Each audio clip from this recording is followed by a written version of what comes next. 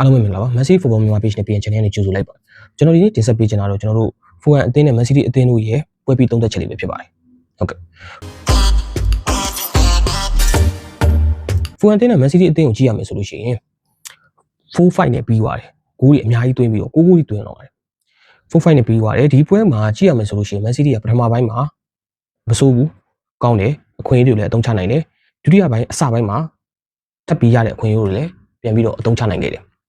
ဒါပေမဲ့ဒုတိယပိုင်းနောက်ပိုင်းမှာကျတော့ပြောမယ်ဆိုလို့ရှိရင်မိနစ်55မိနစ်ကျော်သွားတဲ့နောက်ပိုင်းမှာ Man City ကပြောဆိုပြရည်ခတ်ပြီးတော့ဘာလို့လို့ချင်မှမသိအောင်မှဂိုးတွေပြန်ပေးလိုက်ရတယ်အဲ့တော့ Man City ရဲ့အနေအထားကိုပြောမယ်ဆိုရင်ဘယ်လိုပြောရမလဲဆိုရင် Man City ကအရင်လိုမျိုးပွဲလုံးကိုမှချုပ်ကင်ပြီးတော့ချယ်လေပြီးကစားတဲ့အနေအထားမဟုတ်တော့ဘဲနဲ့အခုကသူတပြန်ကိုတပြန်နဲ့ပဲစော့နေရတယ်ပြောမယ်ဆိုရင်ဗတန်းတွေကလည်းလိုအပ်ချက်တွေရှိသလိုကွင်းလယ်မှာလည်းလိုအပ်ချက်တွေရှိတယ်တိုက်စစ်တွေကတော့အဆင်ပြေတယ်ဒါပေမဲ့ဗတန်းနဲ့ကွင်းလယ်မှာလိုအပ်ချက်တွေကိုမြင်ရတယ်ဥပမာပွဲတစ်ပွဲကိုရလက်ကောင်းကိုရပြီးသွားပြီဥပမာ 5-1 နဲ့ပြီးသွားပြီဗျာသိမလားမိနစ်54မိနစ်မှာကျွန်တော်တို့ 5-1 ဖြစ်နေပြီအဲ့ဒီ 5-1 ဖြစ်နေတဲ့အချိန်မှာဒီ 5-1 ဆိုတဲ့ရလက်ကိုဘယ်လိုထိမ့်သိမ့်မလဲဥပမာကစားသမားတန်ဖိုးချမယ်ဆိုလို့ရှိရင်တန်ဖိုးအတင်ချတွေကိုဘယ်လိုလုပ်မလဲလုံးမဲ့ကစားသမားကကွင်းလေကစားသမားအများသောအားဖြင့်အရင်တော့ဆိုကွန်ဒိုကန်တို့ကျွန်တော်တို့ရူဒရီတို့ကအဒီတာဝန်ကိုကောင်းကောင်းယူနိုင်တယ်ကစားသမားရဲ့တန်ဖိုးကိုထုံးစုချသွားတယ်ဘောလုံးကိုကွင်းလယ်မှာပြန်ထိန်းပြီးတော့မှဘောလုံးတခြားသူအသင်းတွေကိုပေးကင်မဲ့အစားကိုအသင်းကပဲကွင်းလယ်ကနေကင်ပြီးတော့ဖာစင်တွေပြန်လှုပ်ပြီးတော့မှကျွန်တော်တို့ပွဲတစ်ပွဲလုံးကိုထိန်းချုပ်ပြီးစော့သွားတယ်ဒါပေမဲ့အခုအဲ့လိုမျိုးကွင်းလယ်တောင်တောင်ကြီးမရှိဘူးတဲ့ပြဿနာကတော်တော်လေးကိုရင်ဆိုင်လာရတယ်ပြီးတော့ကျွန်တော်တို့ရိုဒရီဆိုရင်လည်းဒီလိုမျိုးပွဲကိုထိန်းချုပ်နိုင်တဲ့အနေအထားမှာရှိတယ်ကွင်းလယ်ကနေသူ့စီကနေကြော်ဖို့ကတ်အောင်ဘောလုံးကိုဖျက်တောက်ပြီးတော့မှနောက်ပြီးတော့ foul လုတ်တင်လုတ်လိုက်တဲ့အပိုင်းတွေတွေ့ရတယ်ဒါပေမဲ့အခုကျွန်တော်တို့ Man City ကစားသမားတွေကတအားအောင်မှရိုးသားပြီးတော့သိရမလား found လုတ်ထိုက်တဲ့အလုံးတွေရှိရင်တော့မလုတ်ဘူးဒီတိုင်းကိုလွတ်ပေးပြီးတော့ပေးလိုက်တယ်ဆိုတဲ့အနေအထားတွေမှာမြင်ရတယ်ဒါကမဖြစ်တဲ့ဘူးဗျာတချို့ခါတွေကဆုံးဖြတ်ချက်မှားတယ်လို့ပြောလို့ရတယ်အပိုင်းတွေတွေ့ရတယ်ဒါပေမဲ့ရလက်အရာကတော့မစိုးပါဘူး4-5နဲ့ဆိုတော့ရင်တစ်ထိတ်နဲ့တေးကြမလားဆိုတဲ့ခန်းစားချက်ကြီး feeling ကြီးနဲ့ပြီးတဲ့ထိကြည့်လိုက်ရတာတော်တော်လေးတော့အချိန်တွေတော့စိုးတယ်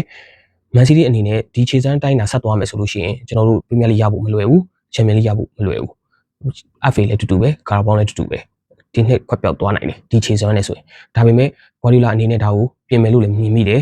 ပြင်မယ်လို့လည်းမျှော်လင့်မိတယ်ဘာဖြစ်လို့လဲဆိုတော့ဟာလန်ကဘာပြောရလဲဆိုတော့သူတို့အာဆင်နယ်ရဲ့အရှိမဘယ်လိုသွားမလဲဆိုတဲ့ဥစ္စာကိုကြည့်နေတာမဟုတ်ဘူးအာဆင်နယ်ကိုကြည့်နေမယ့်အစားသူတို့ရဲ့ကစားသမားတွေရဲ့အမားတွေသူတို့ရဲ့ကစားသမားတွေရဲ့လိုအပ်ချက်တွေကိုပဲထပ်ပြီးတော့ပြန်ပြီးတော့ကြိုးစားပြီးတော့ပြင်ဆင်သွားမယ်ဆိုပြီးတော့ပြောသွားတာတွေ့ရတယ်အဲ့တော့ဟာလန်ပြောသွားတဲ့ဟာတကယ်အမှန်တရားပဲကစားသမားတွေမှာလိုအပ်ချက်တွေရှိနေတာနောက်ပြီးတော့ right back မှာကစားတဲ့Nunes ကအတိတ်အဆင်မပြေဘူး။ဘာဖြစ်လို့ဆို Nunes ဘက်ကကြီးပဲဖောက်ခံရတာနဲ့တော့မဟုတ်တာ။အားလုံးကြည့်မယ်ဆိုလို့ရှိရင်ကျွန်တော်တို့ shot on target total shot က Fulham က12ကြိမ်တော့ရတယ်။ total shot ကို Fulham က12ကြိမ်ရတယ်။ Man City က17ကြိမ်ပဲရတယ်။စဉ်းစားကြည့်နော်။ဂိုးရတာတော့တိတ်တော့မကွာပါဘူး 4-5 ဆိုတဲ့အနေအထားမှာ။ဒါပေမဲ့ Fulham ကပိုပြီးတာတယ်။12ကြိမ်ထိ total shot ရတယ်။ Man City က17ကြိမ်ရတယ်။ shot on target က Man City က4ကြိမ်ပဲထိတယ်။ shot on target 4ကြိမ်မှာ5ခုရတယ်။တကူကတော့ OG ဖြစ်သွားတဲ့အတွက်ဒုကူလုံးက OG ဖြစ်သွားတယ်။ဒါပေမဲ့အဲလုံးကတော်တော်လှတယ်။ OG ဖြစ်သွားတယ်။နောက်ပြီးတော့Fulham ကကြတော့ shot on target 6ကြိမ်တော့ရတယ်တကယ်ကောင်းတယ် Fulham နောက်ဆုံးနှလုံးကန်သွားတဲ့အလုံးကတကယ်ကောင်းတယ် Fulham က6ကြိမ်တော့ရတယ် Man City က4ကြိမ်ပဲရတယ်ဒါပေမဲ့ big chance ကြတော့ Man City က3ကြိမ်ရတယ် Fulham က1ကြိမ်ပဲရတယ်အဲ့ဒါကိုကြည့်ချင်အဖြစ်ဟိုလိုမျိုး Fulham ကတကယ် big chance တွေရပြီးတော့မှအပိုင်ခွင့်ရေးတွေရပြီးတော့မှဂိုးမရသွားတဲ့အပိုင်မဟုတ်ပဲね Man City ကအပိုင်ခွင့်ရေးတွေ6ဂိုးရသွားတယ်ဆိုတဲ့သဘောမှရှိတယ်တိုက်စစ်ကတော့ပြောမယ်ဆိုရင် Foden အဆင်ပြေတယ်ကောင်းတယ်ဒိုကူကောင်းတယ်နောက်ပြီးတော့ကျွန်တော်တို့ဒီဘက်မှာဆင်းစုံနေကျွန်တော်တို့မနိုလိုဆေးပါတော့တည်တဲ့အတိုင်းပဲကျွန်တော်တို့ရဲ့ captain ကပြောလို့ပြောတာမဟုတ်ဘူးတကွင်းလုံးသူ့ချီရကြီးပဲသူကြီးပတ်သွားနေတာဆေးပါလည်းကောင်းတယ်သူ့အသက်အရွယ်နဲ့တော့မလိုက်အောင်ကောင်းတာနောက်ပြီးတော့ကျွန်တော်တို့ဟာလန်ပြောစရာမလိုအောင်ကောင်းတယ်အဲ့ဒီမှာဖြစ်နေတဲ့ပြဿနာကဘာလဲဆိုတော့ကွင်းလယ်မှာကျွန်တော်တို့ကောင်းကောင်းမောင်းနေမဲ့ကစားသမားမရှိတာခဏကကျွန်တော်ပြောခဲ့တယ်လို့ပဲပွဲရဲ့တန်ဖိုးကိုပြန်ချမဲ့ကစားသမားမရှိဘူးနောက်ပြီးတော့အဲ့ဒီအပိုင်းကတော်တော်လေးကိုမှကြာလာလေးမြင်သားလေးပဲဥပမာအဲ့လိုနေရာတွေမှာကျွန်တော်တို့ Newcastle က Bruno Guimaraes တို့နောက်ပြီးတော့ကျွန်တော်တို့ Arsenal ကကျွန်တော်တို့ Declan Rice တို့ကအဲ့ဒီအလုပ်တွေကိုကောင်းကောင်းလုပ်နိုင်တယ်သိမလားတကယ်လည်းကောင်းတဲ့ကစားသမားမျိုးတွေအဲ့ဒီမှာ Guimaraes ကတော့ကျွန်တော်ပိုကြိုက်တယ်တကယ်ကိုမှအဲ့ဒီအပိုင်းမှာတကယ်ကောင်းတဲ့ကစားသမားသူ့ကိုခေါ်ချင်တဲ့ Guardiola ခေါ်ချင်တဲ့အကြောင်းကလည်းဒီကြောင့်အများကြီးပါတယ် Fulham နဲ့ Man City ပွဲထဲမှာဖြစ်သွားတဲ့အရာလေးတွေကိုပထမဦးဆုံးအနေနဲ့ကျွန်တော်ပြောကြည့်မယ်ဆိုလို့ရှိရင်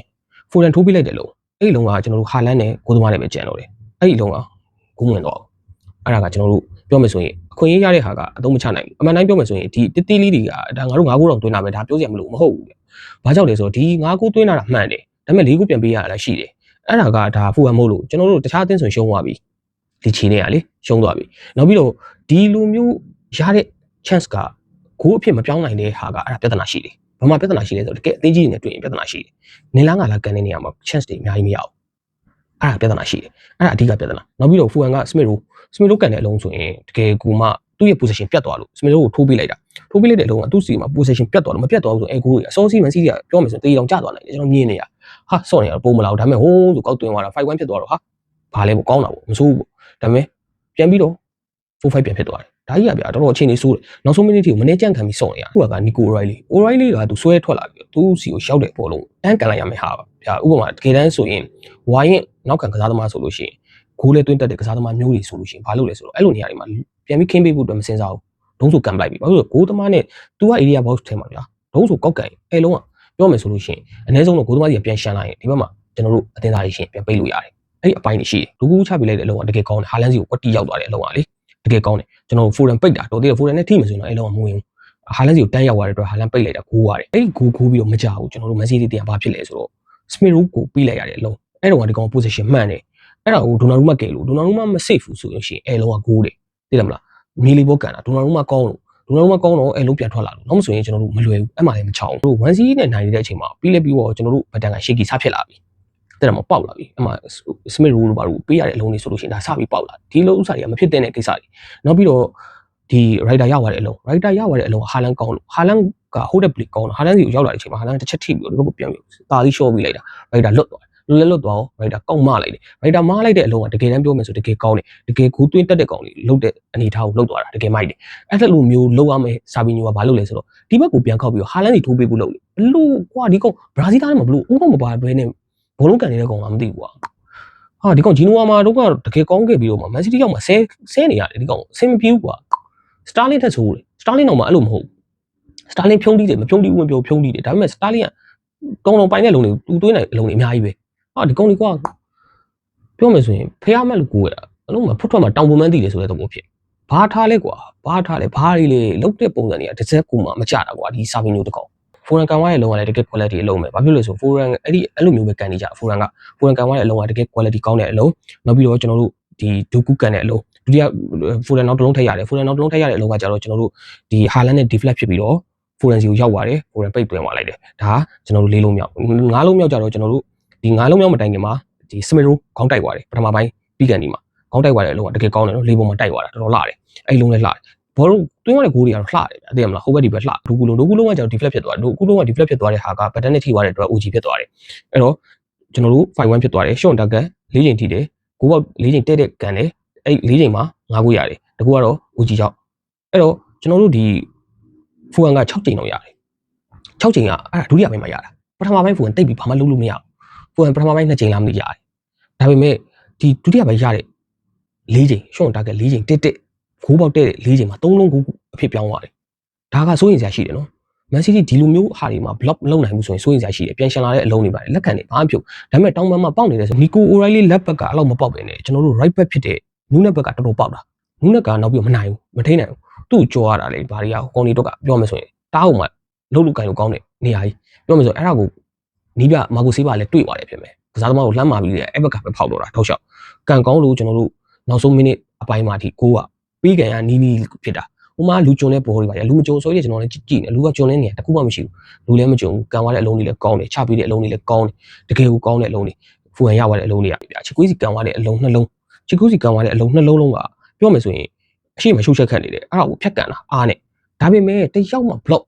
လုံးမဲ့လို့မရှိဘူးကျွန်တော်ပြောတာဒီနေရာမှာရွေးဒီလိုကြီးပိတ်ဆို့ပြီးတော့ဒီလိုဆော့တယ်မှန်တယ်ဒါပေမဲ့ဒီမှာ block လုံးမဲ့လူတယောက်တော့ထားရမယ်ဥပမာဟိုတိုက်စစ်သမားကတိုက်စစ်နေရာမှာရှိမယ်ဆိုကွင်းလေတယောက်တော့မဆိုထားတာဒါမှမဟုတ်ဟာလန်ကနောက်ကိုဆင်းကူတယ်ဟာလန်တော့ကူနေကြပါပဲဒါကြောင့်မလို့ကျွန်တော်ပြောချင်တာဘာလဲဆိုတော့သူတို့ဒီကောင်းလေးကို block ပြန်လုပ်မဲ့လူမရှိဘူး slide ဝင်ထိုးမဲ့ကောင်မရှိဘူးမြန်တဲ့ကောင်မရှိဘူးအဲ့တော့တော်တော်လေးကိုကြောင်ပြောက်တယ်အဲ့မှာ Man City ပေးလိုက်ရတဲ့အလုံးတွေကိုကြည့်ရမယ်ဆိုရင်ဘတ်တန်းချတယ်ဆိုတာထက်ကိုမှကျွန်တော်ဘာလို့ပဲမြင်နေလဲဆိုတော့အဲ့ဒီကွင်းလယ်မှာကျွန်တော်တို့ကစားအားတန်ဖိုးနှင်းလိုက်တင်လိုက်လုံးမဲ့ကစားသမားမြင်လိုက်ချလိုက်လုပ်ပြီးမဲ့ကစားသမားမရှိဘူးအဲ့ဒါကလုံးဝမြင်သာတဲ့ဥစ္စာအဲ့ဒီမှာဒီနီကိုခွန်ဆာလက်မဟုတ်ဘဲနဲ့ရိုဒရီဆိုလို့ရှိရင်တမျိုးတစ်ပုံပြောင်းသွားနိုင်တာမှန်တယ်ဒါပေမဲ့ကွာရီယိုလာအဲ့နေရာတော့ခေါ်ရလိမ့်မယ်လုံးဝခေါ်ရလိမ့်မယ်ကျွန်တော်ပြောချင်တာက box to box ကစားတဲ့ကစားသမားကောင်းကောင်းတယောက်လိုတာဖိုဒန်ရှိမယ်ရိုင်ချီကီရှိမယ်ရိုက်တာရှိမယ်နောက်ပြီးတော့ကျွန်တော်တို့ဘန်နာရူဆေးပါရှိမယ်အဲ့ဒီကစားသမားတွေအဲထဲမှာမှဒီ ကွင်းလေ box to box စစ်တရားမှမတွေ့ဘူး rider လည်း attacking ပဲအားတာတယ် foreign လည်း attacking ပဲအားတာတယ် rider chiki လည်း attacking ပဲအားတာတယ် Bernardo Silva လည်း attacking ပဲအားတာတယ် defensive ကိုလိုက်တယ်မှန်တယ်ဒါပေမဲ့တကယ် proper midfielder မဟုတ်ဘူး Bernardo Silva တို့ကတောင်ပန်အားတာတဲ့ကစားသမားတွေတောင်ပန်တိုက်စစ်အားတာတဲ့ကစားသမားတွေတကယ် proper center ဒီ midfielder တွေမဟုတ်အဲ့တော့ proper midfielder တကယ် CM နေရာမှာဆော့မဲ့တကယ် box to box ကောင်းကောင်းနိုင်နေတဲ့ကစားသမားလို့လား Man City အားဒါကြောင့်လဲတို့ကျွန်တော်တို့ Nottingham Forest ကကစားသမားကိုလိုက်နေတာအဲ့တော့အဲ့ဒီကစားသမားရရင်တော့မစိုးဘူးကောင်းမယ်ဒါပေမဲ့လောလောဆယ်တော့ဆောင်းရည်အပြောင်းရွှေ့မလာခင်မှာတော့ကျွန်တော်တို့ Man City အနေနဲ့တိုင်ပတ်အောင်မယ်ပြီးကူတွေလည်းထပ်ပြီးပေးရအောင်မယ်လို့ကျွန်တော်မြင်မိတယ်ထပ်ပြီးတော့လည်းဗတန်းကနေပြီးတော့ယူရင်းပျက်စီးနေတာတွေကိုထပ်ပြီးမြင်တွေ့ရအောင်မယ်လို့တော့ကျွန်တော်ထင်မိတယ်ဒီပွဲကိုကျွန်တော်ကြည့်ပြီးတော့ Man City အတွက်စိုးရိမ်စရာတော့ဖြစ်မိတယ် Premier League ရဖို့ဆိုတာထက်ဒီ defense လုံဖို့နဲ့ပွဲရဲ့ရလက်ကိုထိန်းသိမ်းနိုင်ဖို့ဆိုတာလည်းအရေးကြီးတယ်ပြာခတ်နေပြီးတော့ကစားသမားတွေကဥပမာတလုံးလောက်ရပြီးွားရင်တော့မှဟိုဘက်ကဘယ်ချိန်ကိုပြန်သွင်းမလဲဆိုတဲ့ feeling တွေကျွန်တော်တို့ခံစားနေရတယ်အဲ့ဒါကအရင်တော့ Man City ဆိုရင်အဲ့ဒါမရှိဘူး Man City ကအရင်တော့ Man City ကနှလုံးလောက်သွင်းပြီးွားရင်ကျိန်းနေတယ်ဒါ Man City ကိုဟိုဘက်ကကောင်ပြန်မလာတော့ဟိုဘက်ကကောင်ကြောက်နေတာ Man City နောက်ထပ်ဘယ်နှလုံးထပ်သွင်းမလဲဆိုတာကိုကြောက်နေတာအဲ့ဒါ Man City အခု Man City ကအဲ့လိုမဟုတ်တော့ဘူးဟိုဘက်ကကောင်ကငါတို့တကောင်တွေကိုပြန်ထည့်လို့ရတယ်ဆိုတဲ့အနေအထားမှာဖြစ်သွားပြီတကယ်ဟိုမှာCity ကတကယ်ကိုကြသွားတယ်အဲ့ဒီအကြကအခုပြန်ပြီးတော့တင်နေတော့တင်နေတယ်နိုင်ပွဲတွေတော့ရနေတယ်ဒါပေမဲ့ဟိုအလုံးစုံပျော်ရွှင်ရတဲ့နိုင်ပွဲတွေမဟုတ်နိုင်ပွဲတွေတော့ရနေတယ်အလုံးစုံပျော်ရွှင်နေရတဲ့နိုင်ပွဲတွေမဟုတ်အဲ့တော့ကျွန်တော်တို့ဆက်ပြီးတော့စောင့်ကြည့်ရမယ်ဒီပွဲအတွက်လည်းရလက်အတွက်ကတော့ဘယ်လိုမဆိုကျင်းတတ်ပါတယ်အနိုင်ရတဲ့အတွက်ကျင်းတတ်တယ်ဒါပေမဲ့ပြီးကိုတွေအလွယ်တကူပြန်ပေးလိုက်ရတဲ့ဟာကတော့တကယ်ကိုမှစိတ်ပြတ်ဖို့ကောင်းတယ်1-5ကနေပြီးတော့မှ4-5 full time ဖြစ်သွားတဲ့ဟာတကယ်ကိုမှကျွန်တော်တို့ Man City အသင်းဟာယိုယွင်းပျက်စီးမှုအပိုင်းတွေအများများနေတယ်နောက်ပြီးတော့ RB စစ်ကစားသမားတစ်ယောက်ကိုလိုအပ်နေတယ်နောက်ပြီးတော့ဒီနူးနက်နဲ့ထပ်သွားမယ်ဆိုလို့ရှိရင်နူးနက်ကပြောရမယ်ဆိုရင်ကြောက်ထတဲ့ကစားသမားပုံစံဖြစ်နေတယ်တပွဲကောင်းရင်ကောင်းတယ်နောက်တစ်ပွဲကောင်းချင်မှကောင်းမယ်အဲ့လိုမျိုးမဟုတ်ဘဲနဲ့တကယ် RB စစ်ကစားသမားတစ်ယောက် Man City ကလိုနေတာအဲ့ဒီအပေါက်ကိုဖြည့်ရမယ်ပြီးသွားရင်တကယ် CM နေရာမှာ box to box ကောင်းကောင်းဆော့နိုင်တဲ့ကစားသမားတစ်ယောက်လိုနေတယ်အဲ့ဒီအပေါက်ဖြည့်ရမယ်ကျန်တဲ့အပေါက်တွေကအဲ့လောက်မလို့တောင်ပန်နေပါတွေကအဲ့လောက်မဟုတ်ဘူးတောင်ပန်မှာတော့ဒီအတိုင်းပဲ Savinho ကတော့ဗျာပြောမနေနဲ့အိတ်ကောင်ကတော့တကယ်အာကူတူကောင်နောက်ဆုံးတစ်လုံးရတယ် Raya Chiki ချပေးလိုက်တယ်ဒီကောင်အဲ့ဒီအလုံးကဘာလို့ရမလဲဆိုတော့အရန်ကိုလွယ်တယ်ကိုစမားကိုမရင်မရင်ဖြတ်ကန်တောက်တဲကိုကန်ပစ်ဂိုးတွေသိတယ်မလားဘရာဇီးသားတွေဒါတော့ဘလုံးမကန်တတ်ဘူးလားမသိဘူးအဲ့ဒါကိုဟာလန်ကိုချပေးဖို့လုပ်တယ်အဲ့တော့အဲ့လုံးကပြတ်သွားတယ်နောက်ပြီးသူ့စီမှာဘောလုံးရောက်ရင်အရှိဂိုးမှာကစားသမား2ယောက်ရှိတယ်သူဟိုနောက်ကနေဆွဲလာမယ်ကစားသမားအရှိမှာ2ယောက်ရှိတယ်2ယောက်ကိုမလိမ်ချင်းဆိုဘောလုံးချပေးချတယ်ဘောလုံးလည်းချမပေးသူတို့လိမ်မလို့မလိမ်စုပ်ဖြစ်ချက်မပြတ်တော့စာဝင်ညိုတယောက်ကတော့ပြောရမယ်ဆိုရင်တော့အများကြီးပဲဆဲရမယ်ဆိုရင်လည်းအရင်များပါလိမ့်မယ်သိရမလားအဲ့တော့အာကုတို့မများခြင်းကိုမအိပ်ရသေးဘူးအိပ်လိုက်အောင်မယ်အားလုံးကိုကျေးဇူး